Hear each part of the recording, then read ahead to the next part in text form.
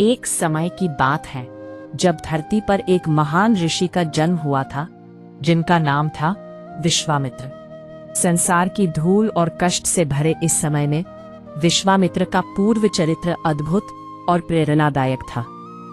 मिथिला के राजपुरोहित शतानंद जी ने एक दिन राम से कहा, हे राम, तुम बड़े सौभाग्यशाली हो कि तुम्हें विश्वामित्र जी जैसे गुरु प्राप्त हुए हैं। इस वाक्य में एक गहराई थी जो राम के मन में एक अद्भुत गर्व का अनुभव कराती थी। विश्वामित्र, जो पहले एक पराक्रमी और प्रजावत्सल नरेश थे, अपने कुल के गौरव को संजोते हुए आगे बढ़े। उनकी लिनिएज में कुश, कुशनाभ और राजा गाधी जैसे वीर योद्धा शामिल थे। एक दिन राजा विश्वामित्र अपनी विशाल सेना के साथ वशिष्ठ ऋषि के आश्रम पहुंचते हैं, जो ईश्वर की भक्ति में लीन थे। आश्रम में घुसते ही ऋषि की तपस्विता और शांति ने विश्वामित्र के मन को छू लिया। वशिष्ठ जी ने विश्वामित्र का स्वागत किया और उन्हें आश्रम में ठहरने का आग्रह किया, लेकिन विश्वामित्र ने सोचा कि इतनी बड़ी सेना के साथ रहने से ऋषि को कष्ट होगा। अंत में वशिष्ठ जी के अत्यधिक अनुरोध पर उन्होंने यह प्रस्ताव स्वीकार कर लिया। लेकिन विश्वामित्र के मन में एक और इच्छा जाग उठी, कामधेनु गाय, जो उनसे समस्त तरह की सुविधाओं का आश्वासन देती थी। जब वशिष्ठ जी ने कामधेनु को आह्वान किया तो गाय ने उनके लिए समस्त भोग विलास तैयार कर दिए। लेकिन विश्वामित्र की प्यास इस अद्भुत गाय के लिए और बढ़ गई। उन्होंने वशिष्ठ जी से मांगा कि आप इसे मुझे दे दीजिए, लेकिन वशिष्ठ जी ने साफ कहा, यह गौ मेरे जीवन का हिस्सा है, मैं इसे कभी नहीं दे सकता। यह सुनकर विश्वामित्र के अंदर का राक्षसी स्वभाव जाग गया। उन्होंने बलात् गाय को पकड़ने का आदेश दिया, जिससे गाय ने विलाप शुरू कर दिया। वशिष्ठ जी ने अपनी विवशता व्यक्त की, मैं तुम्हें शाप नहीं दे सकता, तुम मेरे अतिथि हो। लेकिन कामधेनु ने कहा, हे ब्रह्मर्षि, क्या एक ब्राह्मण के सामने क्षत्रिय का बल कभी श्रेष्ठ हो सकता है? वशिष्ठ जी ने अंततः अनुमति दे दी।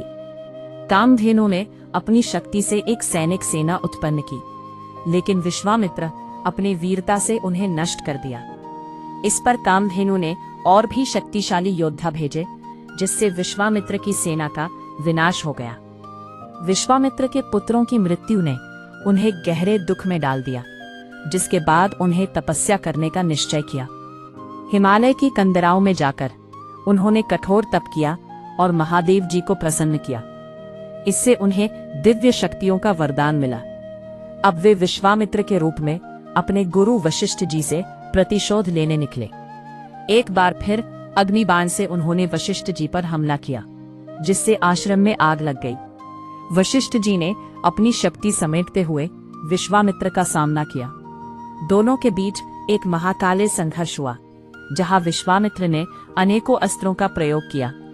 अंततः वशिष्ठ जी ने ब्रह्मास्त्र छोड़ने का निर्णय लिया, जिससे समस्त संसार में हाहाकार मच गया। वशिष्ठ जी ने अंत में अपनी शक्ति को नियंत्रित किया और ब्रह्मास्त्र की ज्वाला को शांत किया। विश्वामित्र पराजित होकर मणिहीन सर्प की तरह धरती पर बैठ गए। उन्होंने समझ लिया कि ब्रह्म बल ही सर्वोच्च है। इस अनुभव से वे दक्षिण दिशा में जा पहुंचे और तपस्या की फल फूल पर निर्भर रहकर उनकी तपस्या से ब्रह्मा जी प्रसन्न हुए और उन्हें राजर्षि का पद प्रदान किया। लेकिन विश्वामित्र का मन ठगा हुआ था। उन्हें लगा कि यह पद उनके तप का वास्तविक पुरस्कार नहीं था। वे सोचने लगे, मेरी तपस्या अभी भी पूर्ण नहीं है, मुझे फिर से कठोर तप करना चाहिए।